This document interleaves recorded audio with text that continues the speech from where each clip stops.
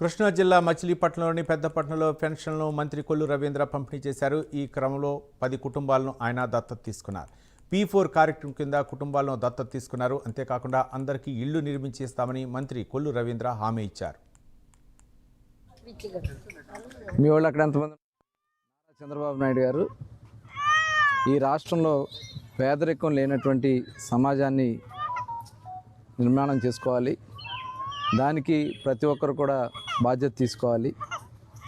దానికి ఎవరైతే అట్టడుగు వర్గాలుగా ఉన్నారో వాళ్ళందరినీ కూడా పైకి తీసుకురావడానికి ఒక ప్రణాళికతో ముందుకెళ్లాలని గౌరవ ముఖ్యమంత్రి గారు పిలిపివ్వడం, దానిలో భాగంగా P4 people public private partnership ప్రజలను కూడా దీంట్లో భాగస్వాములు చేయడం కోసం గౌరవ ముఖ్యమంత్రి గారు పిలిపించారు. దానిలో భాగంగానే బందర్ మండలం పెదపట్నం గ్రామంలో ఎవరైతే ఎస్టీ సోదరులు ఉన్నారో చాలా అట్టడుగుగా ఉన్నటువంటి వీళ్ళని P4 కింద కొల్లు ఫౌండేషన్ ఈరోజు దత్తత తీసుకుంటున్నాం.